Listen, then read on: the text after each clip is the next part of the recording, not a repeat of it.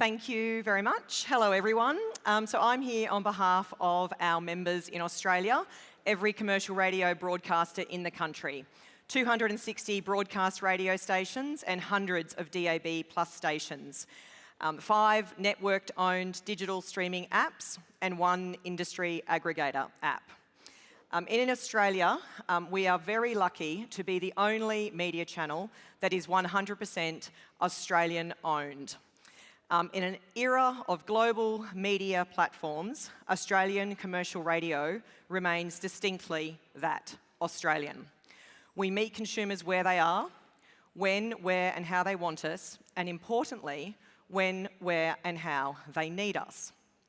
Critical to this is our ability to maintain our long-held prominent position in the car.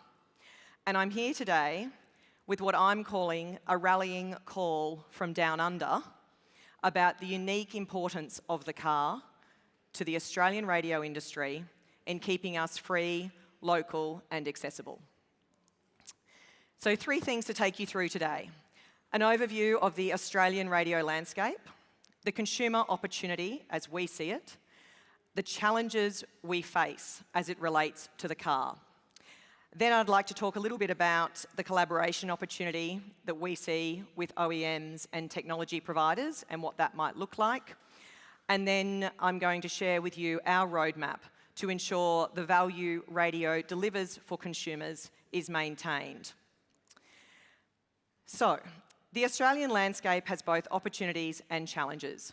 The good news is the market is relatively healthy, even in the face of some very difficult headwinds. Australian audio is in growth. Our audience is the highest it's ever been. We've grown 1.4 million listeners in just 5 years, demonstrating our importance to consumers. We offer a combination of tangible benefits and value that no other media channel does. Hyper-local and trusted news, weather and traffic. Our critical emergency infrastructure is coordinated with official authorities. We deliver what no algorithm can replicate: human connection and genuine local knowledge and presence in communities. In an era of misinformation and algorithm-driven content, radio represents trusted, regulated media, accountable to appropriate community standards. All this demonstrates the unique position radio plays in stark contrast to the digital platforms. And it highlights why we need to be where our listeners need us. And in a country like ours, that's in the car. 81% of Australians listen to radio in cars weekly. You saw in the infinite dial research that Megan presented this morning. Australia is fundamentally a nation of drivers. Our geography demands it. We have vast distances between cities, sprawling suburban layouts and limited public transport in many areas. The average Australian spends over an hour daily in their car. And we know in-car access is important to consumers because radio continues to rule the road. Again, data that you saw earlier in Infinite Dial, which we released this morning. 84% of people identify radio as their preferred in-car audio service. And there is considerable demand for broadcast and streaming, meaning that a hybrid solution is critical. For what it's worth, when I talk about our audience being the highest it's ever been, digital growth in Australia is going well, but we have modelled out linear audiences or broadcast audiences, and we cannot see digital switch off for well over another decade. So it's a really unique environment for us where we must focus on hybrid. There is no doubt connected cars offer unprecedented possibilities, but they also create new challenges. This first challenge, interface complexity and discoverability, or as I call it, colloquially, console cluster. Every new connected dashboard becomes a battleground for audio real estate. Every software update could potentially bury radio deeper in menu structures. Once radio is deselected, it's often buried so deep it cannot be quickly retrieved in an emergency.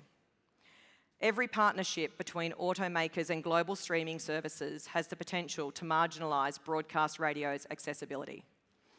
We're seeing hundreds of different interfaces across vehicle manufacturers, each with unique navigation patterns, creating a user experience nightmare for radio access. We're seeing radio functionality buried under the words media or entertainment menus, competing for space with global streaming apps that have dedicated commercial placement deals. This inconsistency erodes the seamless experience Australians expect from radio in the car. So that's challenge number one.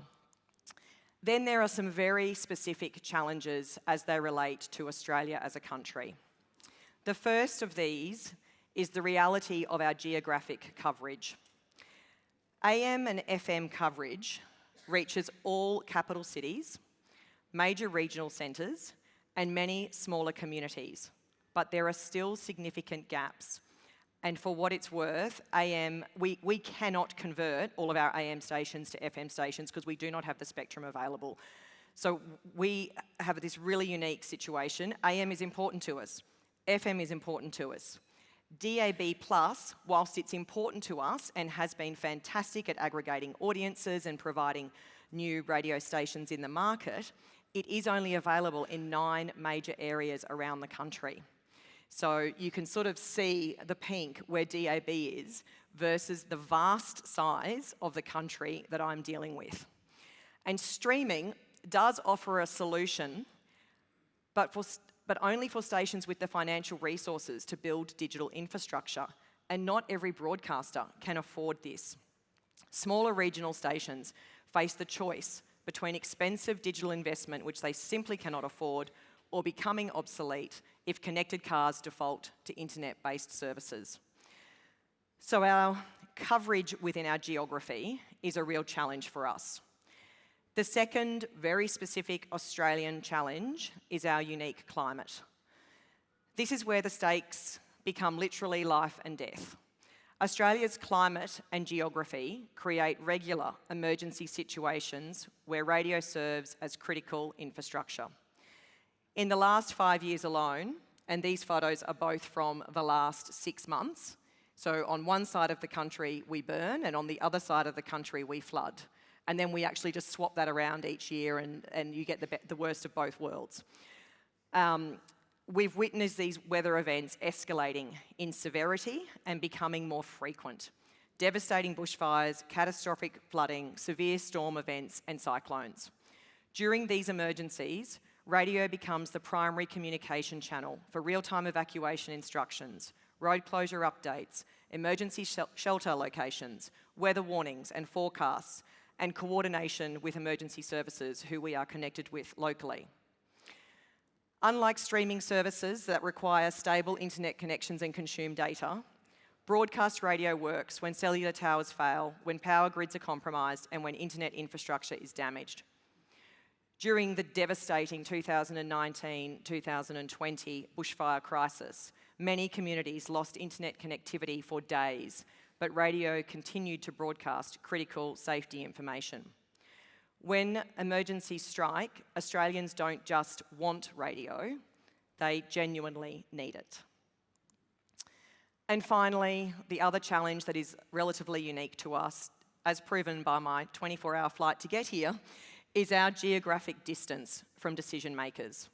We are geographically and economically distant from the major automotive manufacturing and technology development hubs here in Europe, North America, and even Southeast Asia, albeit somewhat closer.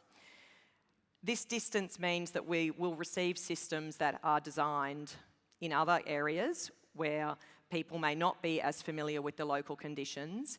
And despite my conversations with the local industry body in Australia, they have conveyed to us that what does get shipped out of Europe is what will arrive in Australia, and that presents some really significant challenges, which is why I wanted to be able to come today and really talk to the unique experience of Australians, notwithstanding that some of these challenges are things that are also issues here. with the wildfires that you've had recently, and then also in America with the LA fires. So despite all those challenges, we do see a tremendous opportunity and potential for collaboration that ensures that we can collectively deliver what Australians want. We believe our vision is the right outcome for consumers, radio broadcasters and auto manufacturers. We envisage partnering with everyone and government to ensure legislated, easy access to live and local Australian radio in connected cars, retaining what Aussies expect when and where they need it. By easy, we mean a direct, prominent, visual and reliable voice-activated access. And radio means radio in all its forms. And we have a roadmap to deliver on our part of the deal. We appreciate that we have a lot of work to do. So we've got 5 actions that we've been taking based on collaboration and a customer-first approach. First, we are investing in best-in-class consumer apps. Each major radio network has their own app. We have an industry app that we develop with Xperi called Radio App that aggregates all of our content. Secondly, we're actively partnering with technology providers such as DTS AutoStage and Radio Player Auto.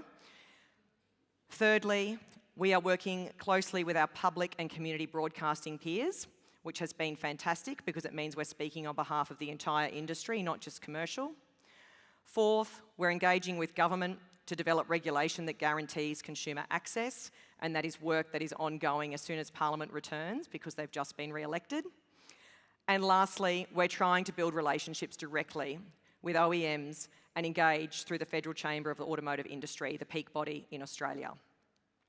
Lastly, we also believe there is potential for a global solution to make this much easier, and I'm sure this, I know this has been discussed in the past, but given I'm the new person in the room, I thought I'd take the opportunity, although I'm a bit devastated that I have not managed to create as good a mock as what we saw from Bob Radio this morning, but we do think there should be a global icon of some description, and this is not to say this is what it is, but just to put it back on the table, that we really fundamentally believe that something of this nature would help, and I thought Bob was an excellent example of that.